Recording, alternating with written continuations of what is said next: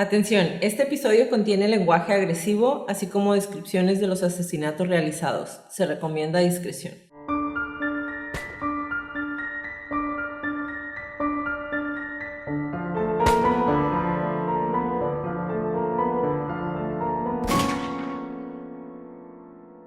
Hola a todos, bienvenidos a Crónicas de Crimen. Yo soy su host Jacqueline López y me acompaña como de costumbre Leti Mosqueda. Hi Leti. Hi Jackie. Queremos invitarlos a nuestras redes sociales Facebook, Instagram y YouTube como @Crónicas de Crimen para que nos den follow. Ahí subimos toda la información y fotos de nuestras crónicas y a que nos compartan con sus conocidos. Es la única manera de que más gente pueda escuchar nuestras crónicas. Comenzamos.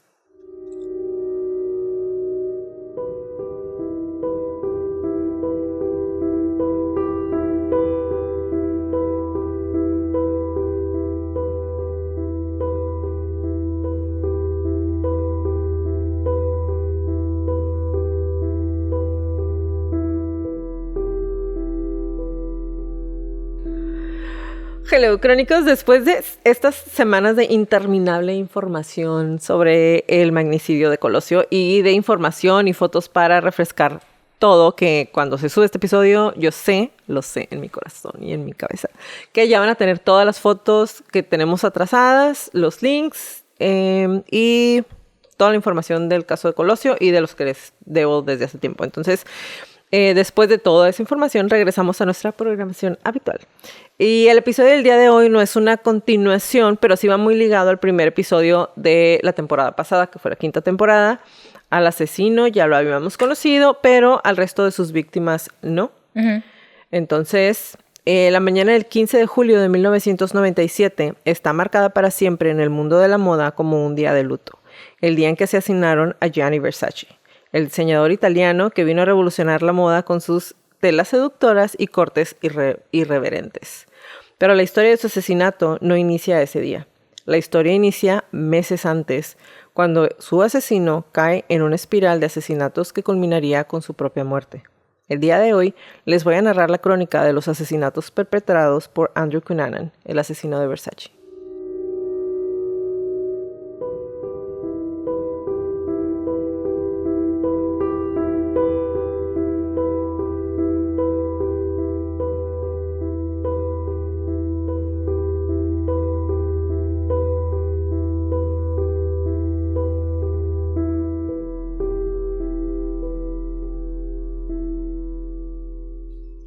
Leti, la crónica del día de hoy ya la debíamos. Sí, y la pidieron en el live. Porque la temporada asada, aquí escribí asada. La temporada asada. Quiero que sepan que otra vez escribí este capítulo en la noche, este episodio, y tengo muchas faltas de ortografía. Y las voy descubriendo conforme leo, así que si ven que Leti se ríe. Sorpresas de ti para ti. Sí, de mí para mí. Ajá. Jackie del pasado para Jackie del futuro. Entonces, nos fuimos a fondo, el primer episodio de la 5ª temporada, nos fuimos a fondo con la vida de Versace y no con la del asesino. Y mucha gente... Nosotras dijimos. No. A lo que voy es, mucha gente deja de lado la historia de las demás víctimas, porque solamente, pues Versace era el famoso, entonces... dejamos de lado completamente las otras víctimas de Cunanan porque no eran igual de famosos que el diseñador, pero lo que nos trae aquí el día de hoy, además de obviamente buscar regresarles un poco de la identidad a sus víctimas, es que nos expliques, como siempre al final del perfil o lo que existe el perfil de este tipo de asesino. Yes. Platícanos un poquito cómo te hizo sentir la investigación del Andrew. Fíjense que, o sea, ya, lo hice para el capítulo, ni siquiera, para la crónica. Es que en mi mente quise decir la crónica y el capítulo. Para el crónica. Para cuando hablamos de Versace, sí les di el perfil y algunas de las características, pero para esta vuelta quise investigar un poco más a fondo a ver si encontraba más información. Y sí encontré un poco más de información de su vida, que estoy segura que tú también la traes. Pero... el background de él, o sea, toda su historia que nos vas a platicar hoy, el primer asesinato y cómo se fue uno tras otro hasta llegar a Versace, su suicidio, ¿no? Su propia muerte. Para mí fue como tying it up really nicely, como Sí, ponerle el moño. Ajá, ya amarrarlo y ponerle un moñito lindo como... Me ayudó a completar esa historia que yo sentía medio incompleta respecto a Cunanan y por qué pasaron tantas cosas. Entonces, me hizo sentir muy plena terminar la investigación. Digo, ahora que sí lo que tienen ganas de escuchar, los que no han escuchado el episodio de Versace, es que escuchar un poquito de cómo era su relación o cómo es que conoce Gianni a Andrew Cunanan. Sí necesitan ir a escuchar el primer episodio de la 5ª temporada. Ahí está. Fue de junio del año pasado. Entonces, si se meten a buscarlos, ahí va a estar. Es el episodio 1 de la temporada 5. Después de asesinar a Versace por la espalda y mientras el mundo de la moda lloraba su muerte, Cunanan, quien huyó de la escena del crimen, logró esconderse y permanecer en paradero desconocido durante 8 días. El 23 de julio de 1997, 8 días después de asesinar a Gianni Versace, Cunanan se suicidó con un disparo en la cabeza en el dormitorio superior de una casa flotante o como un barquito de Miami Beach. Al parecer, para evitar la captura por parte de la policía, usó la misma arma que había usado para matar a otras 3 de sus víctimas. Una pistola semiautomática Taurus PT-100 de calibre 40, que había sido robada de su primer víctima. Su primer víctima se llamaba Jeff Trail y ahorita les voy a platicar un poquito más de él. Cunanan fue incinerado y sus cenizas están enterradas en el mausoleo del cementerio católico de Holy Cross en San Diego, California.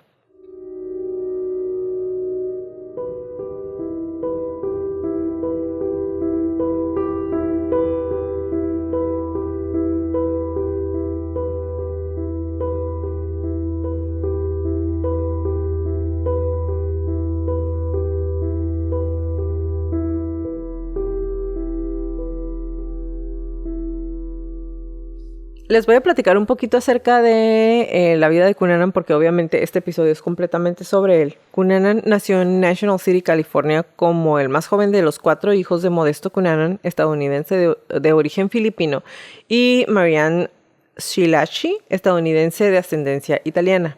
Modesto Cunanan no asistió al nacimiento de su hijo Andrew, ya que se encontraba sirviendo en el cuerpo de Marines en la guerra de Vietnam. En 1981, el padre de Cunanan lo inscribió en la escuela independiente The Bishop School en el barrio de La Joya, en San Diego. En la escuela, Cunanan fue recordado como brillante hablador, como una persona muy elocuente y muy interesante, aprobando con un coeficiente intelectual de 147. Sí, está alto. A su madre. De adolescente, sin embargo, desarrolló una reputación como un mentiroso compulsivo, dado a contar historias fantásticas sobre su familia, esto ya lo habíamos platicado, y su vida personal sobre una vida llena de ostentosidades y privilegios que obviamente ni él ni su familia tenían. También era hábil para cambiar su apariencia de acuerdo a lo que sentía que era más atractivo para las personas en ese momento. Y siempre tomó esto como una conveniencia para su supervivencia, porque le daba el estilo de vida que él iba buscando. Entonces, a diferencia de otros jóvenes, Andrew pasaba más tiempo leyendo y memorizando pasajes de la Biblia, lo cual era alentado por su madre, que le inculcaba que él estaba predestinado para ser una persona superior al resto de la sociedad, y lo que, como hemos visto en varias crónicas, cuando se lleva al extremo, puede agudizar los síntomas o trastornos en la vida de los individuos que están ya predispuestos a este tipo de enfermedades en la edad adulta. La familia obtuvo grandes beneficios económicos tras la guerra cuando su padre se retiró del ejército y se hizo corredor de bolsa, pero estos beneficios eran parte de un delito que su padre cometía, que era malversación de fondos. Entonces, hasta ahorita vamos, casi la triada. Religiosa. Mamá súper religiosa. Papá muy violento porque estuvo en la guerra, traumatizado.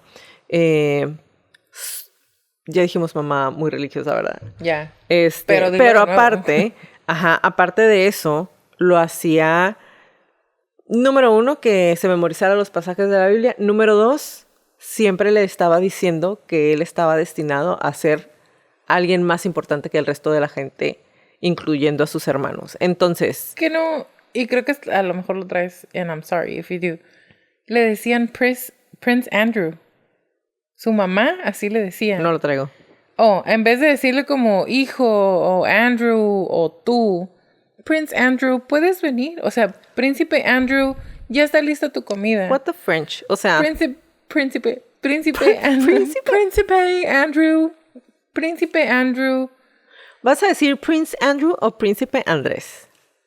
Prince Andrew, Príncipe ya Andrew. está tu comida. Prince Andrew, tú eres el mejor. Prince Andrew, estás tan lindo. Eres perfecto. Eres mejor que tus hermanos. Y claro que terminan creyéndoselo, porque si se lo dijeron toda si su se lo infancia, dicen para él es desde normal. niño. Exactamente. Mira, a diferencia de otros jóvenes, ya les mencioné que pasaba leyendo y memorizando pasajes de la Biblia. La familia obtiene ingresos cuando el papá empieza a hacer esta malversación de fondos. Y en 1987 se inscribe en la Universidad de California en San Diego y con especialidad en Historia de Estados Unidos. En 1988, cuando Cunanan tenía 19 años, su padre abandona a su familia y se muda a Filipinas para evadir el arresto por la malversación de fondos. Ese mismo año, Cunanan había comenzado a frecuentar clubes y restaurantes gay locales y su madre, que era profundamente religiosa, se entera de su orientación sexual. Durante una discusión, mientras la mamá le estaba recriminando el hecho de que él fuera homosexual, él la empuja contra la pared y le disloca el hombro. Un examen después de eso, de su comportamiento, indica que pudo haber sufrido un trastorno de personalidad antisocial. Entonces, ya traes todas, vas juntando esos pasitos y luego aparte le faltas al respeto a la que hasta ese momento había sido pues como tu protectora. Exactamente, la que te decía que eras príncipe. ¿Cómo se dice no quiero decir cheerleader? ¿Cómo se dice? Tu animadora, tu porrista. Tu porrista. Como dices tú, la que me dice Prince Andrew. Pero, ¿quieres decirme cómo vivir mi vida? Exactamente. Contra la pared. Exactamente. Entonces, en ese inter, y antes de que Cunanan cambie otra vez de lugar donde reside, trata de irse a Filipinas con su papá. Creo que esto no lo mencionamos en el episodio anterior. Se va a Filipinas con su papá, que si recordamos cuando regresa de la guerra, pues les había estado yendo muy bien, entonces tenía un estilo de vida que era al que él le gustaba, quería, en el que él quería estar. Y luego regresa, se va a Filipinas con su papá y se da cuenta cómo vive su papá en las Filipinas, porque pues el señor se va sin nada, entonces vive en un cuarto súper chiquito, de una manera muy modesta, y él se molesta y le da asco la manera en la que vive su papá y se regresa, o sea... Aparte el papá ya tenía familia allá. Ajá, pero para él fue ni de chiste, me voy a quedar a vivir así como estás viviendo aquí, entonces bye. Pero también no tan, ¿cómo se dice?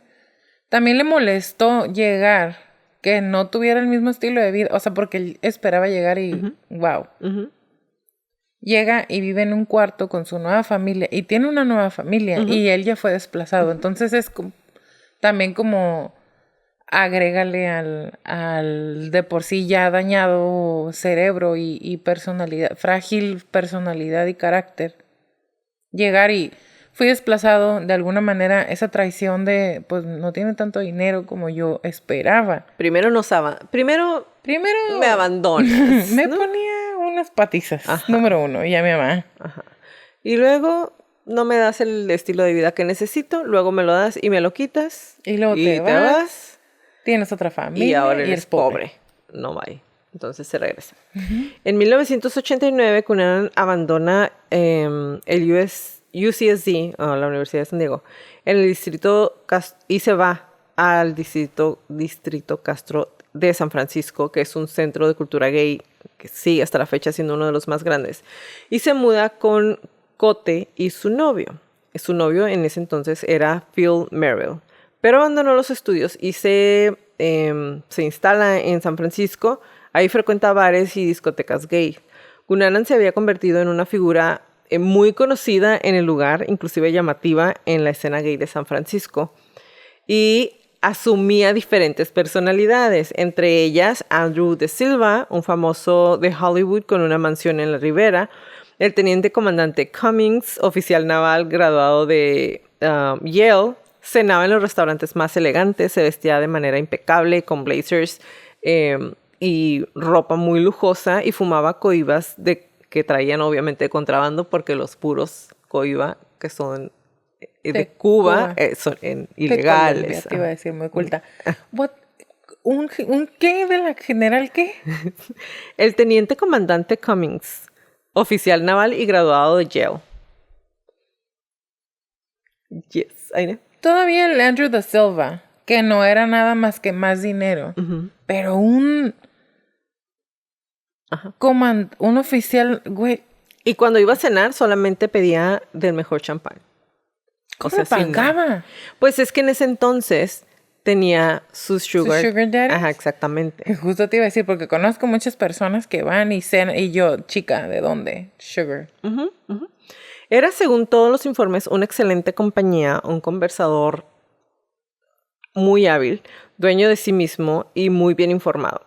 Pero incluso aquellos que disfrutaban de socializar con él a menudo percibían su comportamiento, su insistencia en pagar la cuenta siempre en todos los restaurantes a donde iban como un síntoma de su ansia de atención, una necesidad desesperada de presumir y de demostrar que él era alguien perenne. Perenne. Entonces, perenne. Entonces, la tenía que saber, perdón. Pero entonces, o sea, ya como un adulto joven, vemos que sigue con la misma tendencia de lo que le habían enseñado en su casa desde pequeño. Pero es que de verdad, o sea, claro que no lo puedo yo pensar o visualizar tal cual porque no soy así, ¿no? Pero a él le enseñaron que era el mejor, pero él encontró la manera de mentir para poder seguir cumpliendo con... ¿Sabes? Que a mí se me hace muy maravillosa la mente. Ajá. Y más aún, no nada más que él mienta, que todos alrededor le crean. Y después que todos alrededor se den cuenta. Porque... Es que ahí te va. Ahorita te voy a decir por qué se dan cuenta. Sí. Realmente, como dice aquí, lejos de ser una persona de importancia, Cunanan dependía por completo de la generosidad de los demás, específicamente de los hombres mayores con los que él... de sus sugar daddies. Pues sí, tenía sus relaciones con hombres mucho mayores que él, que era como, ten tu dinero de tu mensualidad, yo te rento el depa, yo te pago el carro. O sea, tenía las personas que le daban dinero por salir con él. Entonces, porque estaba muy lindo de su carita. Ajá, o sea, a mí no se cuidaba mucho. A mí no se cuidaba mucho. Pero puedo reconocer que tenía una carita muy linda, ¿saben? O sea, no tenía una cara como, ay, súper atractivo o metrosexual ni nada, pero como muy finito. Y yo pienso que para esa época, o sea, yo pienso que para esa época sí era tipo metrosexual, porque sí se cuidaba muchísimo. Quizá. Entonces, sí dependía de las demás personas, aunque su madre más tarde lo describiría como un prostituto masculino de clase alta. Ah, bueno. Cunanan era en realidad más un amante masculino o gigoló, el compañero mantenido de una sucesión de hombres homosexuales mayores que le daban ropa, autos, dinero y regalos. Porque te iba a decir sacos lujosos, o sea, ropa lujosa, pues, de los sugars, ¿no? Pero se la regalaban. Aquí la situación es que todavía en ese entonces, digo, sigue sucediendo, pero más en esa época, recuerda que era muy común que hombres con mucho dinero fueran homosexuales y estuvieran casados con mujeres. Sí, claro. Nada más para que la gente no dijera que era homosexual. Entonces, mucho más común que ahorita, porque en aquel entonces apenas estaba como animándose todo el mundo ya salir del closet y ser quien era. Entonces, tenía amantes que eran personas que eran casadas o gente u hombres de un nivel socioeconómico alto. De alto poder adquisitivo. Que obviamente eran los que le daban todo ese dinero y entonces pues él vivía muy a gusto porque no podían ni siquiera reclamarle porque ¿qué vas a hacer? decir que eres gay y me estás manteniendo. ¿Tenía muchos al mismo tiempo o de uno en uno? Hasta donde yo he leído, creo que lo más que tenía era 2 al mismo tiempo, pero regularmente era uno el que le pagaba el carro. Exactamente. Su benefactor. Interesante. Para el otoño de 1996, sin embargo, nadie sabe ni puede saber exactamente qué fue lo que pasó, pero es cuando el mundo de Cunanan se empieza a desmoronar. La mayoría de sus amigos, sus antiguos conocidos, insinúan que el problema está relacionado con las drogas. Otros dicen que fue una crisis en su relación con su último benefactor, un anciano de mecenas de las artes que lo dejó abruptamente. Pero sí dicen mucho que fue lo de las drogas, porque cualquiera que sea el caso, Cunanan pasó más o menos de la noche a la mañana de una vida extrema de comodidad y glamour y de conducir un carro Infiniti nuevo, de vivir en una casa que le pagaba su benefactor, en donde le daban su dinero. Aquí dice, tenía una asignación mensual de $2,500 para él, le compraban ropa, comida lujosa, habanos y champán Veuve Clicquot de una... que todo eso le regalaban y aparte le daban su dinero y entonces de repente es como salte de la casa y ya no tienes más dinero y el carro no es tuyo y nada es tuyo, entonces básicamente de vivir así se va a la calle. Y siempre obsesionado con su apariencia. Cuando lo deja su última pareja, que era el que le pagaba todo esto, le da depresión y entonces deja de cuidarse y engorda. Es cuando sube de peso. Exactamente. Y empieza a hacer drogas bastante intensas. Exactamente. Y aquí la gente que lo conocía dice que se presentó en sus lugares a donde iba normalmente antes de tener esa pareja, pero estaba súper gordo, despeinado, que se quejaba de su soledad, que se quejaba con los cantineros de que ni siquiera podía conseguir una cita porque había engordado mucho. Solo había habido una relación perfecta en toda su vida y eso fue lo que le dijo a un amigo, un arquitecto de Minneapolis llamado David Madsen. Pero Madsen había estado tratando de distanciarse de Cunanan, supuestamente porque Cunanan, para llegar al fin de mes, después de haber sido abandonado por su último sugar daddy, había empezado a vender drogas y, según los rumores, a consumirlas en cantidades cada vez mayores. Ajá, que es lo que te decía, que empezó a hacer... ¿Las traes? ¿La lista de drogas? No. Empezó a hacer... ¿Crack cocaine? Sí, y heroína. Oh. Pues hasta ahí llegó, ¿no? Que me sorprende que no continuó, ¿saben? O sea, no fue la heroína lo que lo llevó a hacer todo lo que hizo después. Y no la continuó usando. Eso me sorprendió muchísimo de él. Pues es que sí estaba malito entonces. Sí. O sea, lo suficiente como para no haberse... quedado enganchado. En heroína, ajá. Sí. A mediados de abril, Cunanan le dijo a sus conocidos que se mudaría a San Francisco en su fiesta de despedida en un lugar elegante en San Diego. Cenó súper caro, lomo de res, avestruz, truchas, trufas y poco después de haber persuadido... Todo esto poco después de haber persuadido a la compañía de su tarjeta de crédito para que le permitiera una compra más con su tarjeta extendida de la que le había dado el sugar.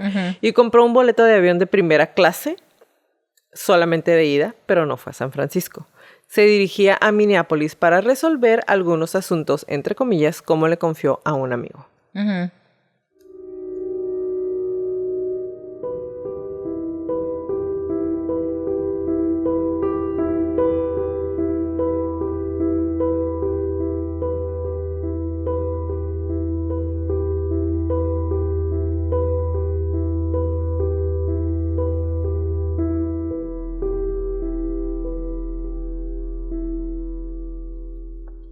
Es dudoso que alguna vez sepamos los detalles de los terribles crímenes que ocurrieron entre el 27 de abril y el 1 de mayo de 1997.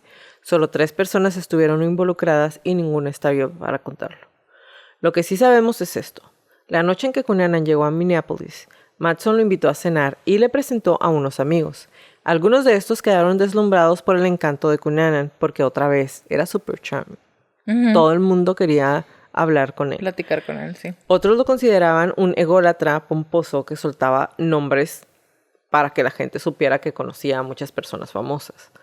2 noches después, el 27 de abril, Cunanan invitó a un amigo de 28 años llamado Jeffrey Trail al loft de Madsen en un almacén de moda. Ha habido versiones contradictorias de la relación de Trail con Cunanan. Algunos han dicho que Trail, un ex oficial de la Marina de San Diego que se mudó a Minnesota en noviembre del 96 para aceptar un trabajo con compañía de gas propano, desempeñó el papel de hermano mayor en Cunanan. La verdad es que la mayoría de la gente dice que fueron novios o por lo menos habían estado involucrados en algún momento. Ajá. ¿Okay? Suena un poco lógico. Que fueran amantes, exactamente, y que Trail posteriormente se involucró sexualmente con David Madsen. En la mayoría de las películas, de los documentales y de todo lo que hay, inclusive se ve cómo ellos están batallando porque no le quieren decir que son pareja, porque ya saben que le va a poner la tacha. Exactamente.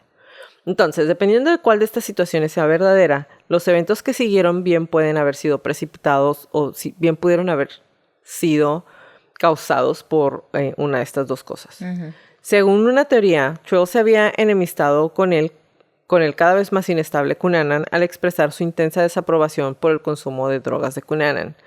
Esto condujo a una violenta pelea entre los dos hombres. La teoría alternativa sostiene que Cunanan entró en un frenesí de celos por la aventura de Trail con Madsen.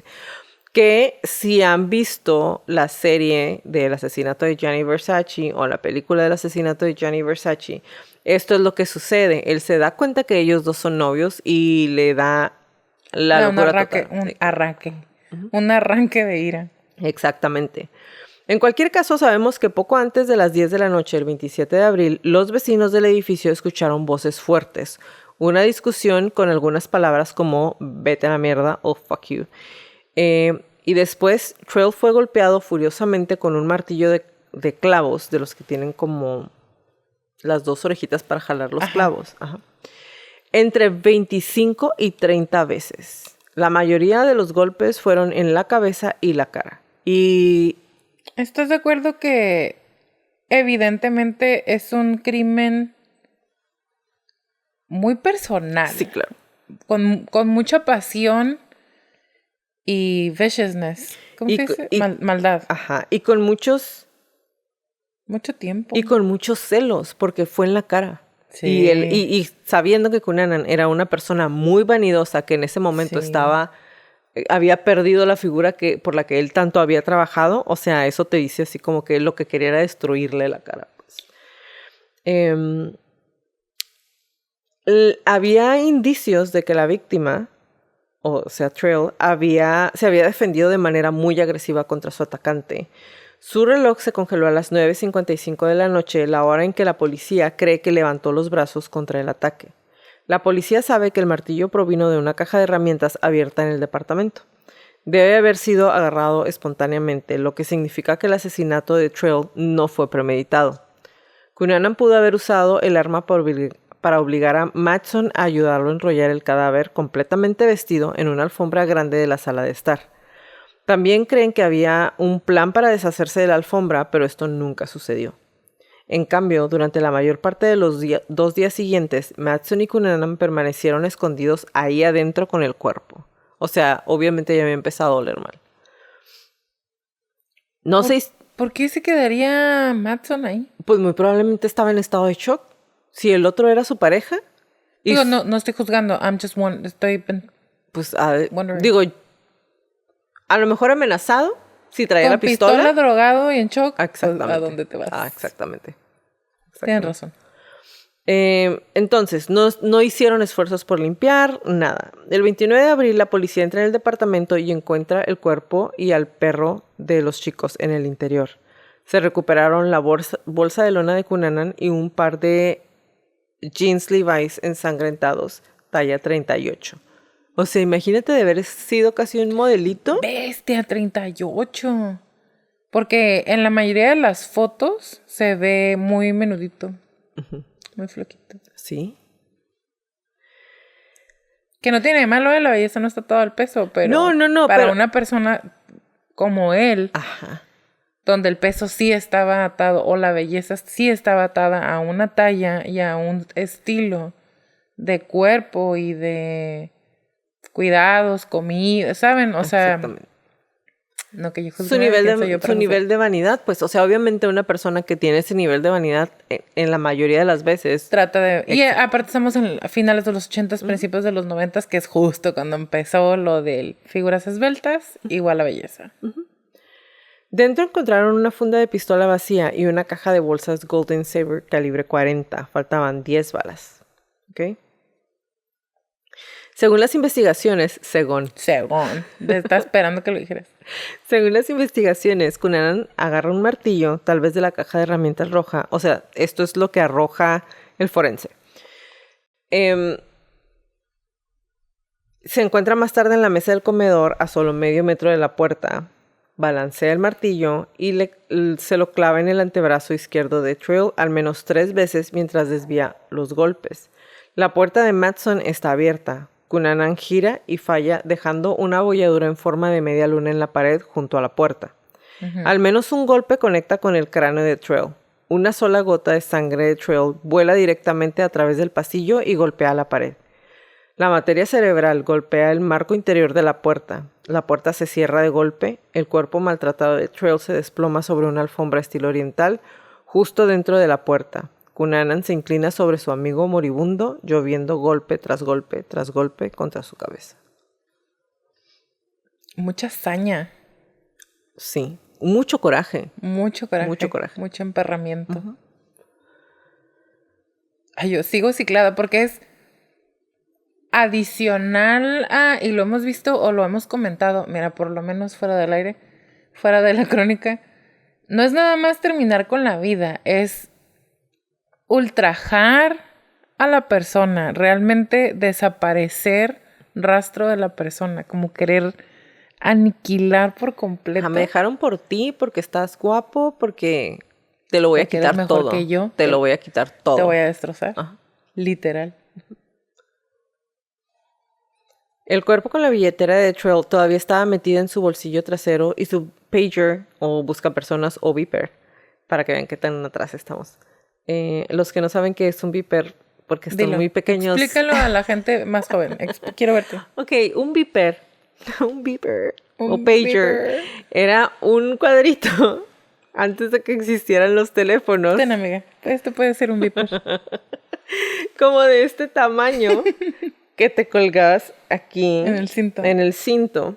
Y entonces cuando alguien se quería comunicar contigo, tenías que marcar un teléfono, te contestaba una operadora y le decías lo que querías que dijera el mensaje. Al principio eran números. Ajá, al principio nada más podías mandar un número de teléfono O un 911.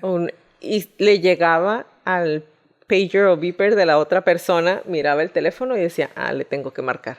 Y entonces ya se marcaban. Mi ¿Okay? papá tenía un beeper y cuando queríamos que nos hablara... yo no. Pero le mandábamos el número de la casa mía, de la casa donde vivíamos, y era 611 si queríamos que nos hablara, 911 si era una emergencia, 380 Claro. si era tengo hambre, ¿sabes? Y lo teníamos ahí memorizado y por escrito. Exacto. Pues eso era un pager. Buenas memorias. Entonces, todavía tenía el pager en el cinturón y estaba enrollado en la alfombra. Se arrastró 10 pies a través del piso de madera y se dejó atrás del sofá de cuero marrón de Matson. 2 rollos de paquetes de 6 toallas de papel brownie se usaron para limpiar la parte de la sangre, al igual que toallas y una camiseta azul marino idéntica a la que llevaba Trail debajo de su camisa de franela de cuadros azules y blancos. Entonces, O sea, lo amartilló. hizo que su novio, que el novio del muchacho, lo ayudara a envolverlo en la alfombra en donde lo dejó muerto. Pero lo arrastró, o se arrastró él aún No, con lo vida? arrastró. No, lo arrastró. No, él le pega en la Llegó. cabeza, No, le pero da en los chinga. 35 Desploma. martillazos y ya se muere. Lo arrastran, lo envuelven. Limpian la sangre. Y se quedan 2 días ahí, Y se quedan 2 días. con el cuerpo. Y luego la policía, y estoy segura que lo vas a decir, de alguna manera llega la policía, los encuentran con el cuerpo, No los encuentran. nada Ahorita más el cuerpo. Ajá. Es que sí lo dijiste, ¿sabes? O sea, estoy tratando de... Ahí va. Em, no encuentran, como no escuchaban al perrito. ¿Los vecinos? Ajá, pensaron que no estaban ahí. Cuando la policía llega, no escuchan al No lo perro. vayas a decir. No lo voy a decir. Entonces, piensan que no está. El 2 de mayo, David Madsen recibió un disparo cerca de un lago de Minnesota a 50 millas de distancia. Entonces, se lo lleva. Ok. ¿Ok? Una bala le atravesó la espalda y otra le rozó la mejilla, pero la que lo mató le entró por el ojo a quemarropa y le atravesó la cabeza. No había señales de lucha. Oh, no. ¿Qué? Sí, ¿verdad? Sí. Anyway. ¿Sabes por qué faltaban las 10 balas? ¿Mató al perro? ¿Con las 10 balas? Sí. O sea, me acordaba que le había hecho algo muy feo al perro, pues, pero Le disparó al perrito. El infeliz. lo odio. Yo también.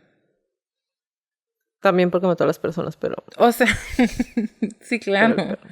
Pero lo del perrito es como... imperdonable. Es un nivel más arriba. Entonces, se lleva a Madsen, le dispara primero por la espalda y luego en la mejilla. ¿Por la espalda? Ajá. Y luego a quemarropa un balazo en el ojo. Wow. A lo mejor no fueron las 10 balas para el perrito. No había señales de lucha. Pues le disparó por la espalda. El informe Ay, no. de la autopsia del condado de Chisago dice que Madsen recibió 3 disparos a lo largo de la orilla del lago East Rush, uno en la espalda, uno en la cara y otro en el costado de la cabeza. El arquitecto también tenía heridas defensivas en los dedos. Todas las heridas de bala eran de la misma pistola calibre 40 que luego se usó para matar a Reese, un cuidador de cementerio en Nueva Jersey, y a Versace.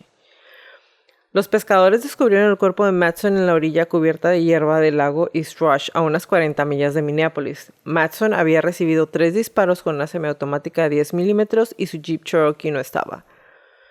Le dispararon 3 veces entre los omóplatos, en la mejilla derecha y en el ojo derecho, con la pistola calibre 40. Su cuerpo fue arrastrado entre malezas altas y dejado cerca de la orilla del agua. El cuerpo mostraba pocos signos de descomposición, lo que sugiere a los investigadores que Madsen había pasado un tiempo considerable con Cunanan antes de que lo matara en algún momento entre la tarde del jueves y la madrugada del sábado.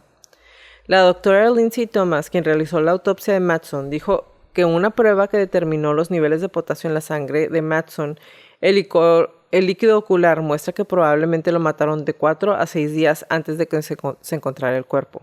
Porque dijiste que estaba cerca del agua, no en el agua. Ajá. Sí, no. Sí, no. porque si no, nunca hubieran sabido ¿Cuánto tiempo? casi ni qué pasó. Hubo varios avistamientos reportados de Cunanan y Madsen el viernes conduciendo hacia el norte por la carretera interestatal 35. Eso quiere decir que de menos el jueves no lo mató. Comiendo hamburguesas y bebiendo cerveza en un Rush City Bar. Ninguno fue confirmado. Thomas dijo que no encontró comida en el estómago de Madsen. Una comida grande tardaría de 3 a 6 horas en digerirse por completo. Esas cosas, junto con la prueba de potasio, hacen que sea improbable que Madsen comió esa comida o todavía estuviera vivo el viernes. Okay. En un intento de reducir aún más la hora de muerte de Madsen, los funcionarios del condado de Chisago contrataron a un entomólogo forense para estudiar las larvas de mosca que se encuentran en la boca de Madsen. La familia Madsen dijo que pronto se esperaban los resultados preliminares de esas pruebas, pero Thomas dijo que era casi imposible con una sola prueba identificar a la hora de muerte. Se cree que una vez que asesina a Madsen, Cunanan se divirtió torturando a Miglin. Le envolvió la cabeza con cinta adhesiva, dejando pequeños agujeros para que respirara. Le clavó un par de tijeras de podar en el pecho y le cortó la garganta con una sierra de arco de jardinero. Una muerte peor que la de Cristo, así lo describió la madre de Miglin, de 96 años. Pausa. ¿Quién chingados es Miglin? Ahí va. El cuerpo. Miglin era una persona que cuidaba un cementerio. Y si recuerdas, en una de las series, también había sido uno de sus sugars. Ya no me No con el mismo dinero, Es lo que te iba a decir. pero había tenido, Pero sugar es sugar. había tenido una relación sentimental con él. Ya veo. El cuerpo de Miglin, envuelto en cinta adhesiva con espacios en la nariz para que pudiera respirar, había sido encontrado debajo de un automóvil en el garage de su casa en Gold Coast. Su asesino lo había apuñalado con tijeras de podar, luego le cortó a través de la garganta con una sierra eléctrica. Y el asesino había mordisqueado un poco de jamón y una manzana y se había largado con el Lexus verde de 1994. Miento, él no era el señor del cementerio. Él es un señor que llega a Andrew y se supone que él tenía familia. El señor tenía Miglin. familia, ajá. Entonces,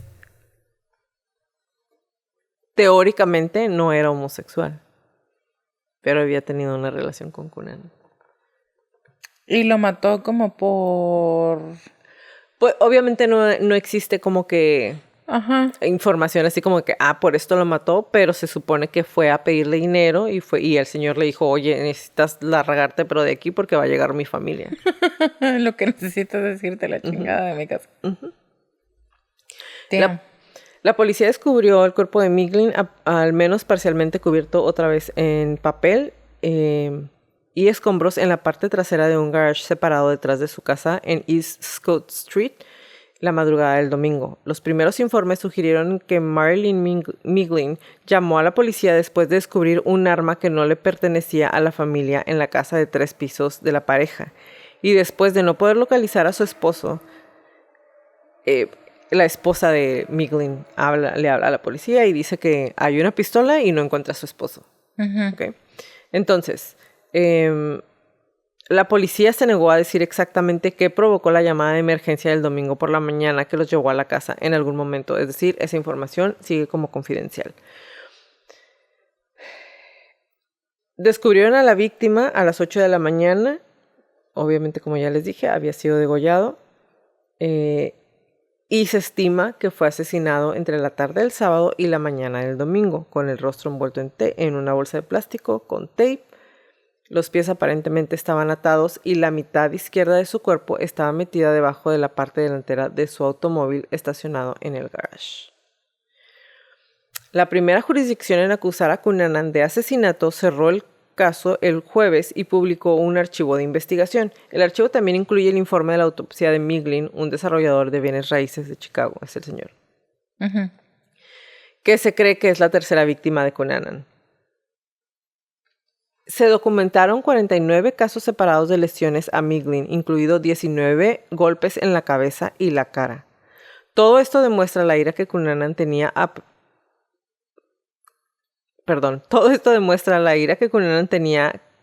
que tenía que estar experimentando en el momento que mató al señor Miglin. Que básicamente, si estamos viendo, lo mata a él con el mismo coraje que mata a Madsen. A Madsen. No al segundo, que sí sabemos que fue su novio, que es al que le da el tiro por la espalda, en la cara y en el ojo. Ajá. Lo mata con coraje como mató al otro. Al primero, a Madsen. Madsen es el segundo. Sí, cierto. Y entonces, perdón. Y entonces, muchos nombres. Puedes pensar que a lo mejor le dijo, pues hazme caso y deja a tu esposa, o podemos seguir nuestra relación, y como el señor no quiso. Es que... Es como otra vez, te voy a quitar todo. ¿Qué? Y te voy a desaparecer. ¿Por qué tan desorganizado, dices tú? Es un spree killer. Sí. Un asesino en juerga, ¿no? Ya terminamos que así le vamos a llamar. Por eso estoy como, güey, ¿por qué tanto? ¿Qué traes, pues? Príncipe Andrew. ¿Qué está pasando? Porque me suena una versión más limpia. Ahorita que dijiste Príncipe Andrew, o sea, es el Príncipe Andrew el que también anda en problemitas ahorita, ¿verdad? Sí que lo es. Sí que lo es. Ya le retiraron su título. Sí. Muy peligroso ser un príncipe y llamarte Andrew. Puede que seas un estúpido. Es una versión más limpia físicamente limpia. No en cuanto a su estilo de asesinato de Richard Ramirez. Es un spree killer. Pero, ¿sabes? Es que miren, yo sé que se han de preguntar, ¿que esta morra no leyó las cosas? No. Ya le pegué el micrófono. Acuérdense que yo nada más leo, me estoy recordando a mí misma y a ustedes. Yo nada más leo mi parte para que me pueda sorprender Jacqueline y poder hacer este tipo de pláticas. De, ¿qué está pasando? ¿Por qué pasó? ¿Sabe? Porque no sabía, verdaderamente no sabía nada de esto. Sabía los nombres y de manera muy superficial cuántos y en qué momentos, pero no los detalles. Entonces realmente estoy, ¿sabes? Creo que es de las pocas veces que de verdad no sé nada. Todo lo que me estás contando es nuevo para Pero mí. ¿cómo no vas a saber si tú querías hacer este caso desde cuándo? Porque no lo leí. Yo lo quería hacer, pero quería que tú me dijeras. Que le gusta ser sorprendido. Le gusta el factor sorpresa. Que me sorprendas. Está bien. Bueno, entonces, Miglin fue apuñalado 2 veces en el corazón con un destornillador o desarmador. Su cabeza fue casi cortada con una sierra de jardín. Ahora, cada costilla estaba rota. Todas las costillas estaban rotas. Aparentemente, después de que le pasó por encima con el carro cuando ya se iba. Miglin ya estaba muerto a mediodía del sábado. Entonces, todo el tiempo que se tomó en hacerle cosas. Lo atormentó muchísimo tiempo. Porque, a ver, lo enteipa. Le deja hoyitos para que pueda seguir respirando. Ni siquiera los mafiosos de películas, ¿estás de acuerdo? Lo apuñala con el desarmador. Ay, como señora, 19, me estoy agarrando el cuello de la blusa, ¿ya viste? 19 golpes en la cabeza y la cara. Y luego, güey, se roba su carro y le pasa por encima con el carro. Y luego lo avienta bajo otro carro. Y todo eso en... un día mínimo. Máximo. Menos de un día. Ajá. Máximo, quise decir. Ajá. Qué dedicación. Y qué coraje con la vida en general. Y qué velocidad para hacer las cosas. Estoy muy enojada. Ahora ahí va. Príncipe Andrew. En el asesinato de William Reese, de 45 años, que era un cuidador de cementerio. Este sí es. Ajá. No hubo drama. Ahí va. Los empleados del parque estatal dijeron a la policía y al FBI que vieron a un hombre que encaja con la descripción de Cunanan tirado en el césped del parque la tarde del 9 de mayo, varias horas antes de que William Reese, el cuidador del cementerio, fuera asesinado en su oficina. El control remoto del cementerio de 5 acres casi no tiene tráfico porque la mayoría de sus tumbas contienen cuerpos de la era de la guerra civil. Entonces ya no va gente a visitarlos. Cunanan pudo haber estado observando a Reese porque parece que el cuidador acababa de terminar su trabajo en el momento que lo asesinaron. Fue asesinado con un solo tiro en la cabeza de la misma semiautomática de 10 milímetros utilizada para matar a Madsen. En algún momento entre las 4:30 y 6:15 de la tarde, Cunanan condujo al cuidador del cementerio William Reese por las escaleras del sótano de la oficina del cementerio y lo obligó a ponerse en manos y rodillas. Le disparó una vez en la parte posterior de la cabeza. La bala era de punta hueca, Golden Saber calibre 40 y era el mismo tipo de la que había matado a Madsen. Okay.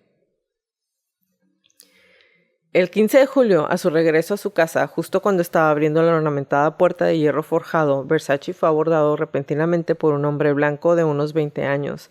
Algunos testigos describieron un asesinato estilo emboscada, en el que el atacante disparó una bala en la cabeza de Versace desde atrás.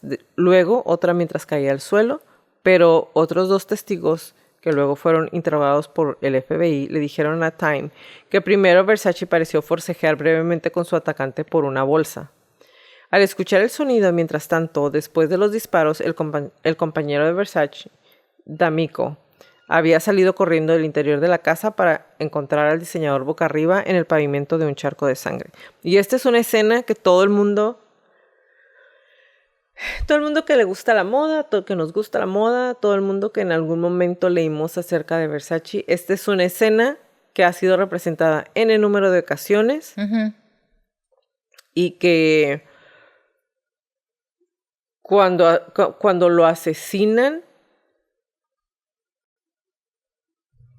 a mí no se me olvida porque, número uno, mi primer pregunta fue, ¿cómo se pudieron acercar a él? Porque en aquel entonces no era igual de normal que las personas trajeran seguridad. Sí. Entonces, como sabemos, pues Versace no lo cuidaban. Él salía a tomarse su café y salía muy, y todos los días muy salía cool, por ¿no? su periódico, Ajá, exactamente. caminaba. Entonces, número uno, eso. Y número dos, la escena, o sea, acordonan la escena del crimen y entonces se queda ahí la sangre. Y a mí se me hacía bien impresionante porque yo me acuerdo que estaban, supongo yo que lo he de haber visto en Telemundo o en algún lugar, y se miraba del helicóptero y ponían, y si lo googlean pueden encontrar mucho las fotografías de el piso en la casa casualina de Versace, que es donde lo matan ahí en la entrada, y ahí estaba la sangre. Entonces para mí es casi tan impresionante como cuando vi que sacaron a Heath Ledger en la bolsa negra. Es de esas cosas que ves y no se te olvida. No se te olvida. Entonces, voy a decir textualmente una de las declaraciones de uno de los testigos y dice, justo antes de las 9 de la mañana, un hombre armado caminó detrás de Versace cuando intentaba abrir la puerta principal. El hombre armado disparó 2 balas en la parte posterior de la cabeza del diseñador y luego huyó. Versace, herido de muerte, yacía en un charco de sangre en la acera. Sus anteojos de sol, sandalias y billetera estaban intactos a su lado. Los casquillos encontrados cerca del cuerpo de Versace eran similares a los encontrados en la escena de otro asesinato que se sospechaba cometió Cunanan en Minnesota. ¿Estarás de acuerdo que para que el testigo diga un hombre armado caminó detrás de Versace es porque traía la pistola? Es que caminó con la pistola en la que mano. Eso hace. Eso se supone, la gente que vio lo ve que eso hace. Sí, porque de otra manera camina atrás de, o sea, sale una de los persona arbustos. camina atrás, saca un arma, le dispara. No, es un hombre armado, va caminando detrás de, o sea, trae el arma está fuera. escondido en las plantas que están casi en la entrada de la casa y desde que sale, o sea, sale y ya le está apuntando con la pistola. O sea, como dices tú, qué impresionante, incluso en esos años, los tamaños para llegar a una zona tan prominente, con tanta gente, a las 9 de la fucking mañana, a dispararle a Versace. ¿Sabes? Yo pienso no que los otros no me impresionen, pero yo pienso que ya estaba fuera de sí. Ajá. Fuera de control. Sí, Spinning. o sea, como ni siquiera lo ha de haber pensado, porque lo piensa y a lo mejor no le atina. Que para ser, digo, es un spree killer. Evidentemente no está pensando. No está pensando. Pero, o sea, ahorita que lo pusiste con esas palabras de a fucking Versace a las 9 de la mañana. Con gente viéndolo. Ajá. En una avenida transitada, o sea. La bala entró justo por encima de la boca de Versace y a la izquierda de su nariz, dejando una herida abierta. Al principio los médicos, la policía y los testigos tenían la impresión de que la herida facial de Versace era una herida de salida. Corrieron al Ryder Trauma Center en el Jackson Memorial Hospital. Fue declarado muerto y el personal del hospital anunció que había recibido 2 disparos en la parte posterior de la cabeza. A todos los mató por la espalda. Excepto el del martillo, ¿no? Al primero. ¿Fue el primero? Sí, el primero. Ajá, pero dicen que el primero o sea, como que le pega y él se defiende, o sea, voltea y se defiende. Seguro le quiso dar el primer golpe por la espalda. No me sorprendería. Ajá, no era una corrección a ti, era un... Excepto a él porque le quería destrozar la cara. Ajá. Sí, ¿no? Y quizá le destroza la nuca, ¿sabes? Nada más. Pero acá era un...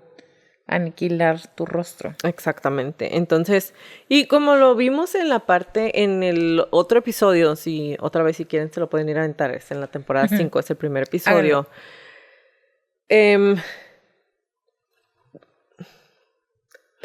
Se supone, algunas de las teorías de conspiración dicen que ellos se conocían desde antes y que Versace como que coqueteó con él La familia del diseñador siempre lo ha negado, siempre ha dicho que no conocía a Andrew Cunanan.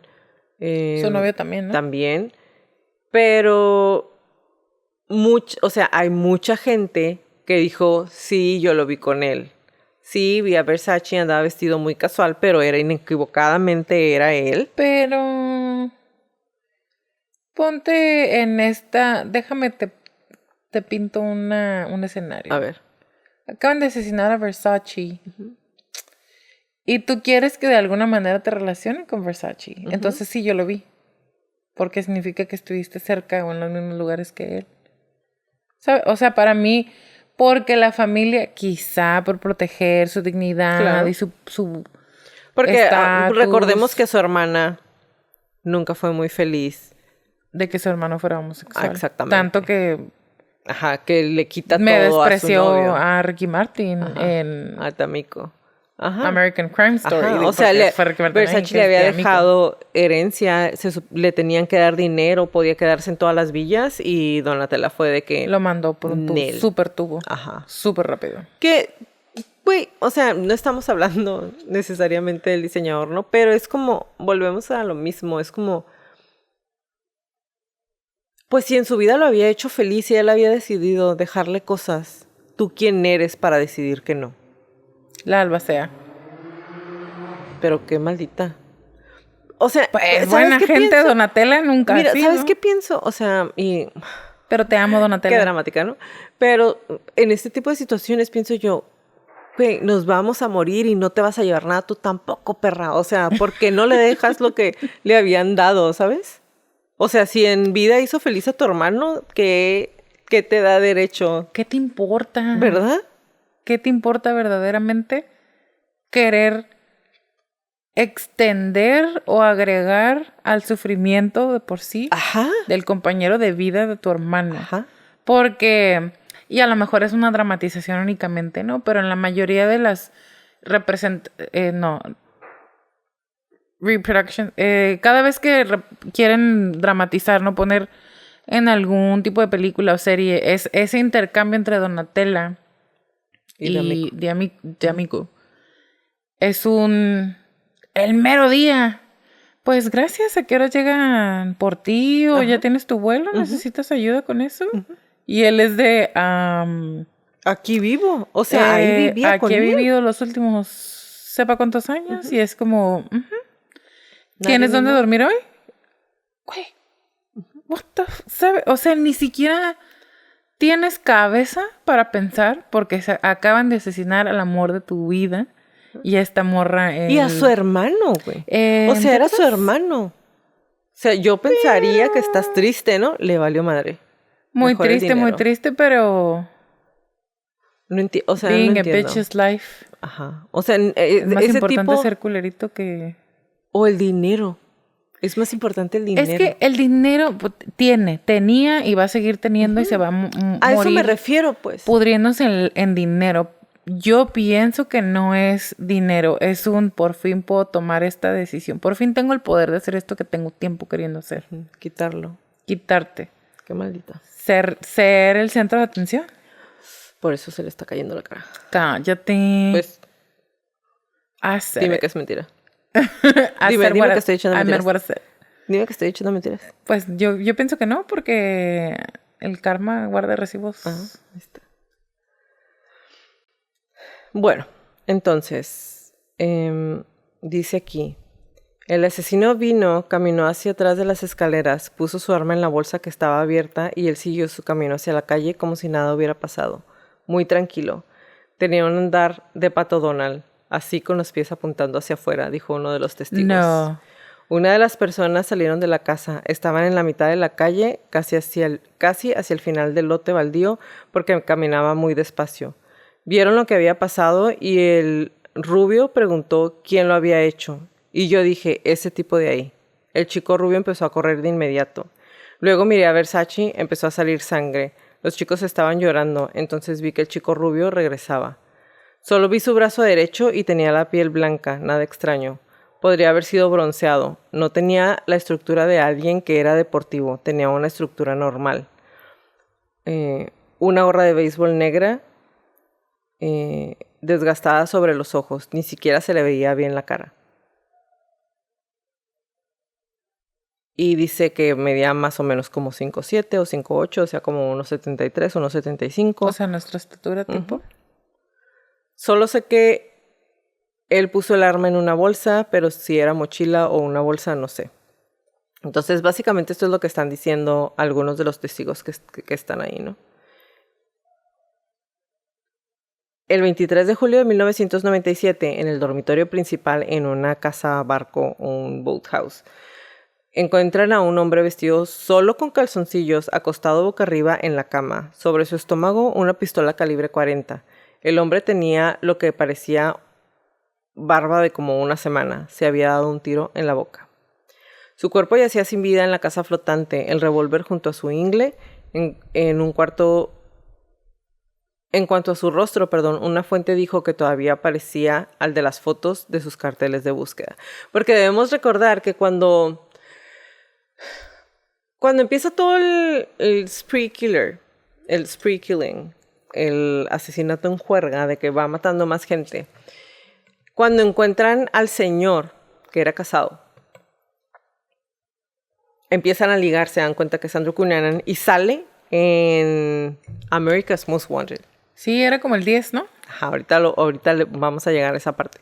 Y entonces cuando asesina a Versace, hacen unas fotos gigantes que están en todos los cafés y que ahí es cuando es que era homosexual y está matando homosexuales. ¿Te acuerdas que fue parte de lo que vimos en el episodio pasado? Sí. Entonces es como la gente era así como de que pues les daba miedo salir a la calle porque una persona que andaba matando homosexuales estaba suelta. Sí, pues era como...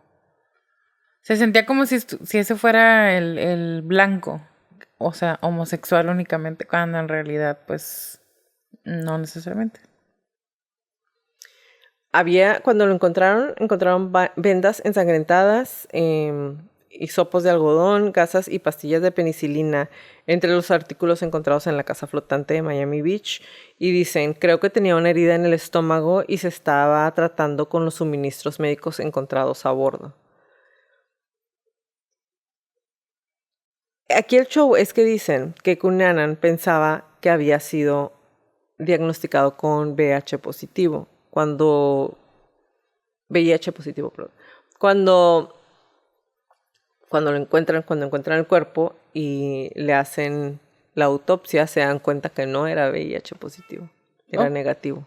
Entonces, pero sí mucha gente dijo que muy probablemente eso era lo que había hecho que le tronaron la tacha. ¿Desde el primero o hasta Desde el primero. El periódico Sun Sentinel de Fort Lauderdale informó en las ediciones del jueves que el médico que realizó la autopsia estaba desconcertado por la herida de Cunanan y no pudo precisar cómo o con qué ocurrió, excepto para decir que parecía tener 2 semanas. Cunanan se suicidó 8 días después de que Versace fue asesinado.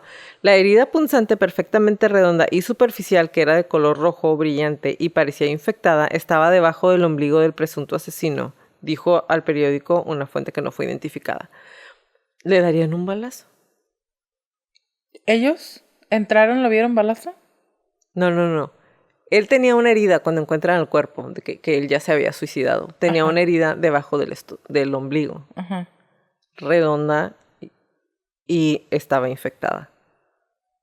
Entonces no saben cómo se hizo esa herida. A lo mejor alguno de los otros le había disparado. ¿De quiénes otros? Pues ni modo que de cualquiera antes. De sus otras víctimas. Puede ser.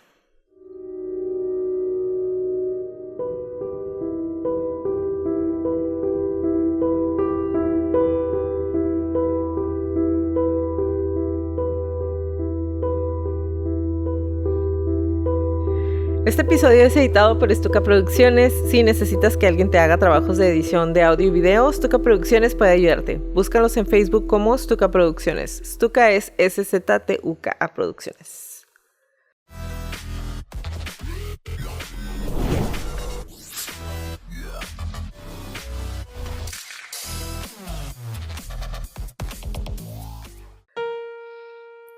Y ahora sí. ya asesinó, ya se suicidó. Ya se suicidó. Y ahora viene el perfil psicológico y todo lo que Leti encontró de Andrew Cunanan. Platícanos un poquito. Un recap de lo que ya platicamos en el episodio número 1 de la temporada 5. Se los voy a leer como lo tengo, ¿ok? 4 hombres y después Versace. Y su vida culminó con un suicidio en su boathouse. Tengo yo aquí. No era suya de él. No. Se la robó. Bueno, no la tomó y se la llevó, sino rompió la cadena y se metió a vivir ahí. Pero acuérdense, y lo van a ver si se regresan a ver el episodio 1 de la temporada 5.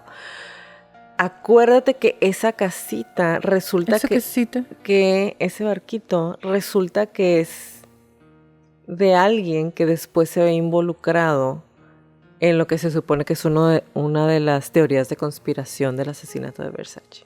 Sí que lo es. Nada más, ahí como vayan a verlo si quieren saber. Cunanan estaba obsesionado con el diseñador. A menudo presumía su amistad con Versace. Que tengo acá. Podrían ser síntomas de los delirios de grandeza que parecía tener Cunanan. Mentía constantemente acerca de su amistad con famosos y celebridades. Coeficiente intelectual de 147. Prolífico mentiroso. Calificaciones no impresionantes. A lo mejor ni siquiera tenía 147 de coeficiente intelectual y lo dijo tanto que la gente le creyó. O su mamá también mintió. Lo que te decía de los amigos. Perdón. Lo que te decía de los amigos. Estuve investigando muy bien cómo es que una persona que es conocida, evidentemente por sus amigos o conocidos, como un prolífico mentiroso, ¿por qué seguían juntándose con él? En diferentes ocasiones, numerosas diferentes ocasiones, sus amigos o las personas con las que salía a fiestas lo enfrentaban con sus mentiras. La vez pasada me dijiste tal cosa y ahora estás diciendo esto. Dijiste que fuiste a esta escuela y ahora estás diciendo acá. La vez pasada dijiste que en estos años estabas en tal ciudad, pero ahora estás en esta ciudad. La vez pasada dijiste que ese saco te lo habías comprado sepa qué y ahora dijiste de esta manera. Y él era como... ¿Y eso qué tiene? ¿Por qué es importante? ¿Por qué te importa ese detalle? ¿Por qué se te hace tan interesante eso a ti? ¿Sabes cómo? Lo volteaba. Y para mí fue como... No hay muchas personas que no nada más te van a decir... ¿Y? Y que se va a quedar ahí a seguir bebiendo y comiendo. Como la morra esta que le hicieron su serie en Netflix. La Anna Inventing Anna... Anna Delevingne, Anna... Somebody... I do not have time. Me choca, ni siquiera pude ver. I don't have time. Me caga su voz, perdón, dime la palabra. Pero de la actriz, ¿no? Bueno, ay, perdón. De la actriz haciendo ese papel, porque ese acento sí es su voz, pero es un me choca, o acento sea, no que ella se soportó.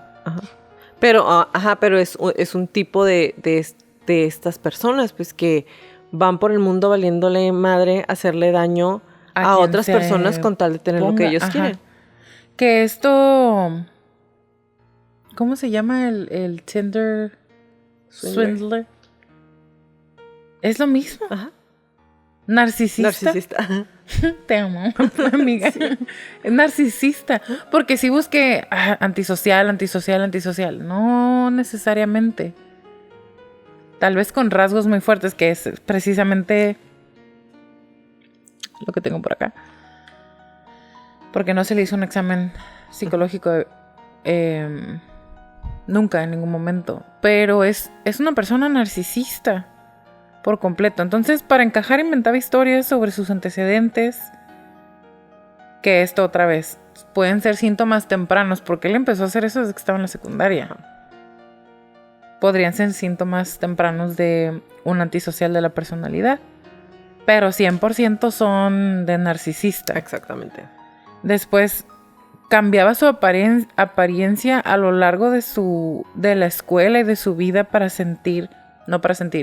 de acuerdo a lo que él sentía que era percibido por los demás y dictado por, iba a decir social media, pero no había, revistas, noticias, moda, tendencia, lo que él percibía como esto es lo más atractivo, me voy a cortar el cabello.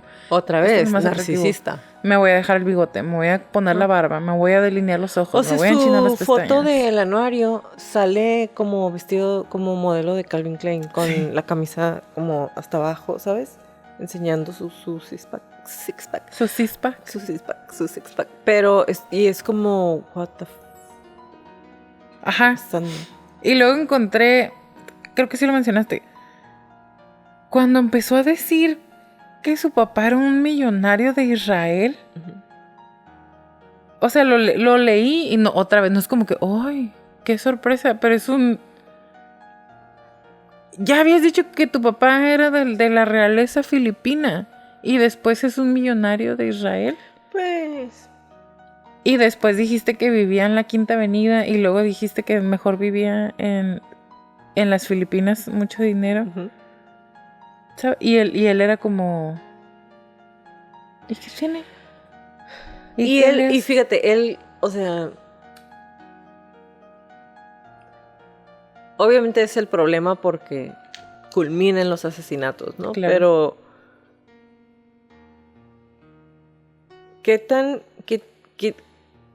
¿Qué tan poco conocemos, y te lo dije hace ratito, ¿no? ¿Qué tan poco conocemos acerca de las enfermedades mentales? Que podemos confundir este tipo de situaciones con, pues es que pues dice mentiras y no va a pasar nada. Ajá. O sea, no... ¿Qué tan poca información tenemos acerca de las enfermedades mentales? Obviamente en aquel entonces muchísimo más, pero aún así... Muchísimo menos. Perdón, muchísimo menos. Pero aún así puedes ver... perdón por el vecino pitando.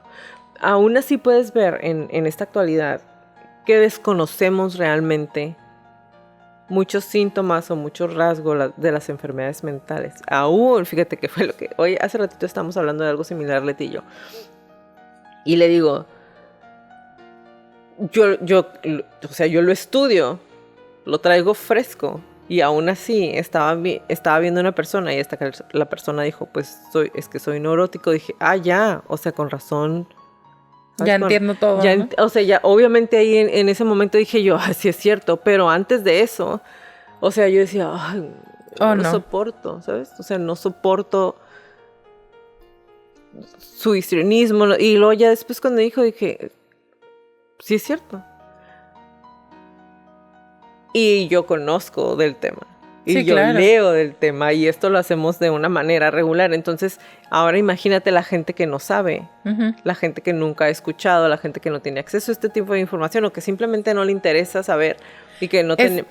Entonces es como pasan este tipo de situaciones. No sabemos, no identificamos y entonces la situación escala hasta el punto en que la persona se asesina a alguien. Te iba a decir, no es tanto que no sepamos, sino es pues no me interesa investigarlo más. Y es a la sociedad en general. Digo, ahorita como les menciono, ya hay un poquito más apertura en que la gente diga, soy neurótico, tengo depresión, tengo esto. Que otra vez, para que una persona pueda decir, soy neurótico, tengo depresión, tengo bipolaridad, necesitas estar diagnosticada. Sí. Porque ahorita todo el mundo es de que, es que estoy deprimido, es que... No puedes decir estoy deprimido si no te han diagnosticado. Si sientes que puedes. tienes... No deberías, porque, si sientes, por ejemplo... Vayan al psicólogo. Ajá, al psicólogo y al psiquiatra. Medíquense, abrácense. ¿Qué iba a decir? Amber Heard. El juicio con Johnny Depp y con Amber Heard, para los que no saben, el actor Johnny Depp demandó por difamación a su ex esposa Amber Heard porque ella lo acusó de violencia doméstica.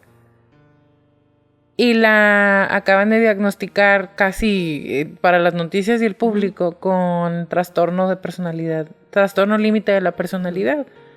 Y mucha gente decía, no tienen o no les importa, no tienen idea o no les importa cuánto va a impactar a la comunidad que sí tiene o que tiene, quitándole el sí, ¿no? Para darle el beneficio de la duda.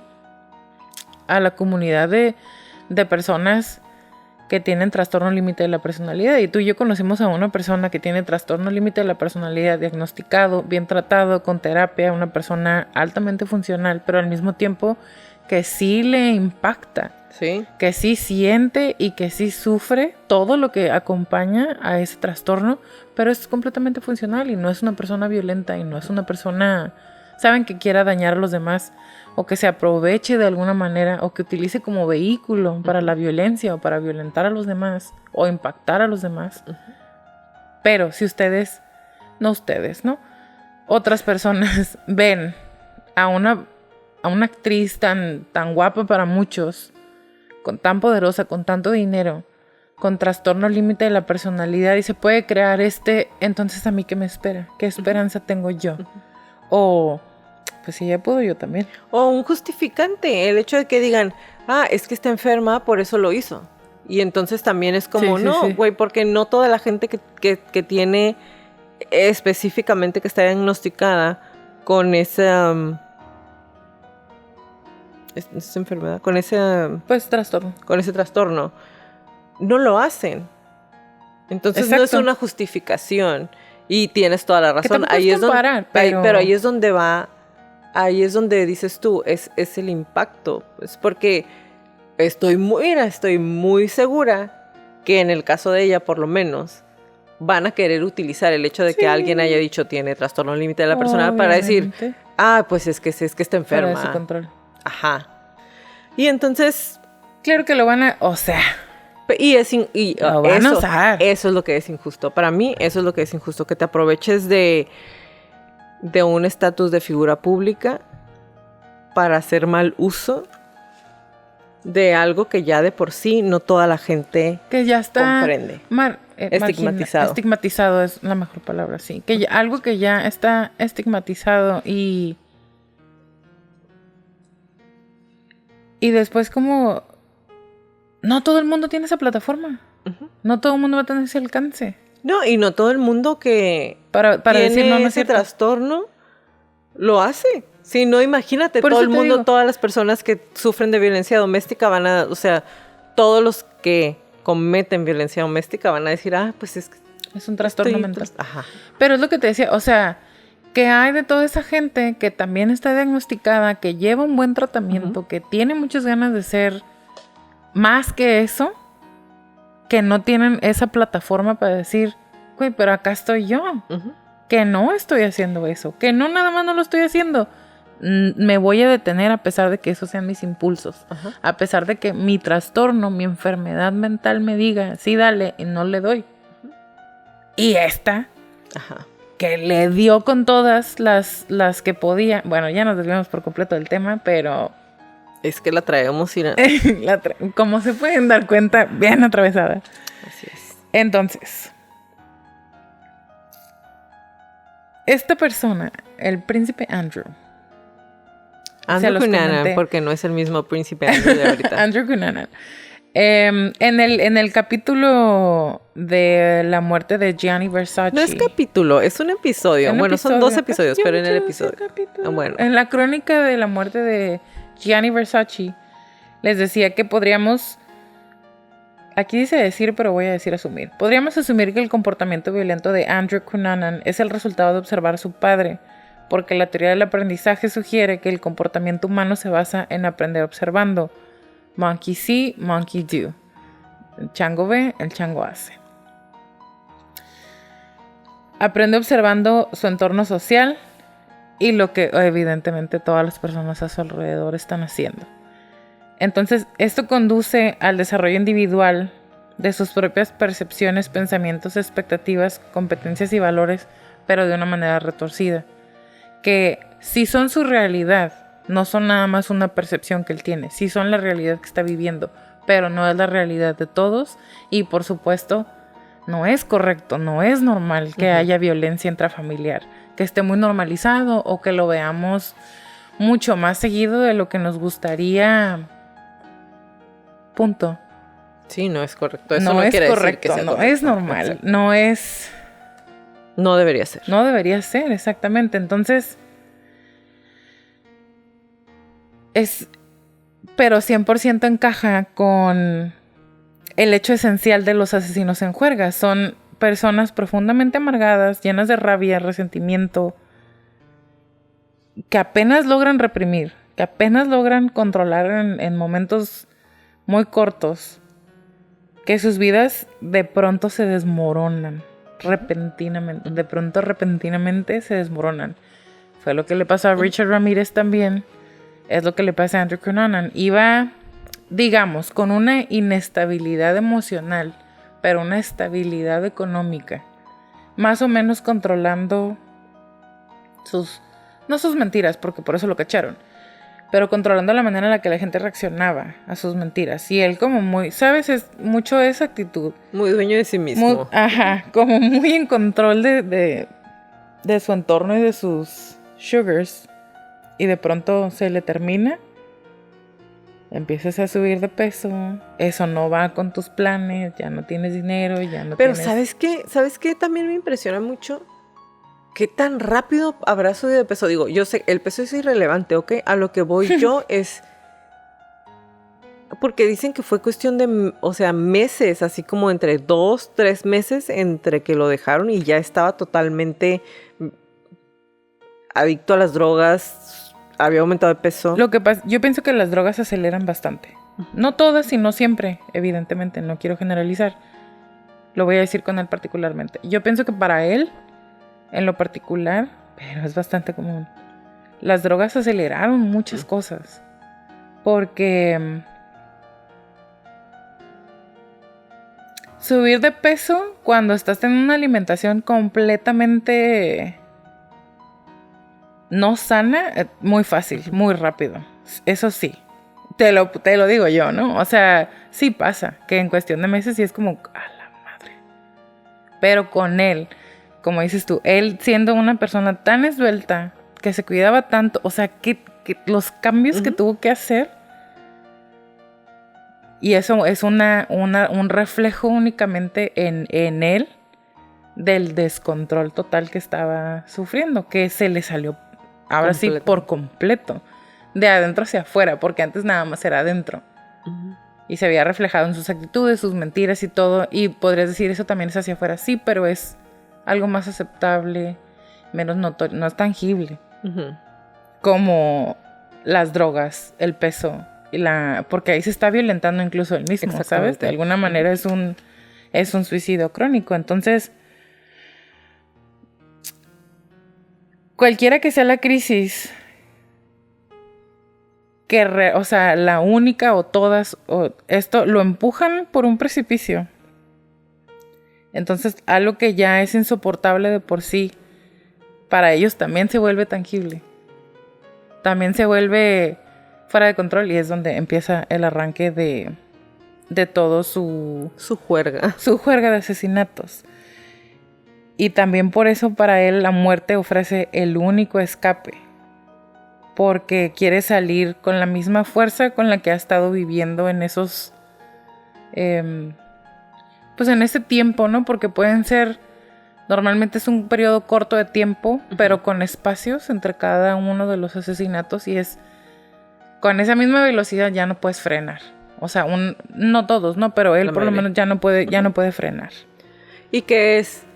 o sea, ya maté a todos los que no quería que fueran felices, porque por su culpa yo no estaba siendo feliz, entonces los maté y entonces ya me puedo morir en paz. Claro, exactamente.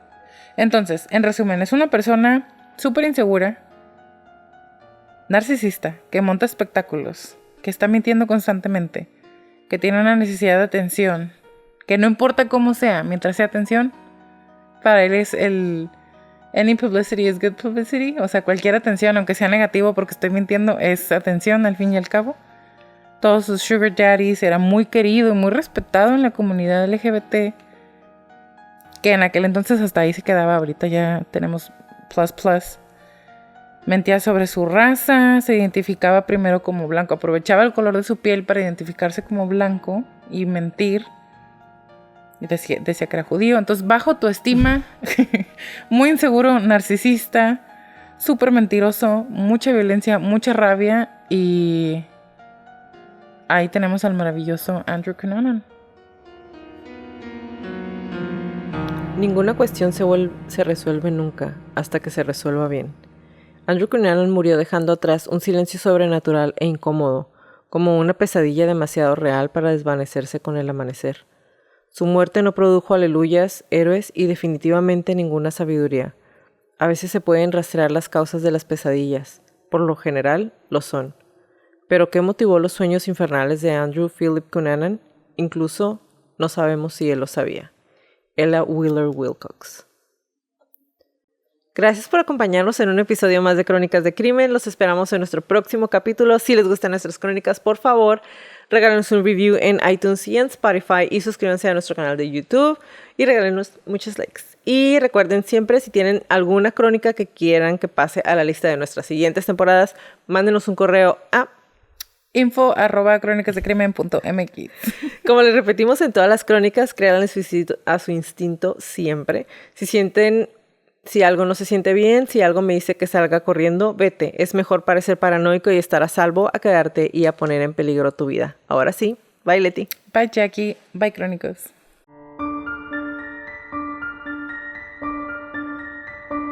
Toda la redacción y búsqueda de esta crónica fue hecha por mí, todo el perfil clínico fue realizado por Leti Mosqueda, música por Kevin MacLeod y toda la edición de sonido es de Stuka Producciones.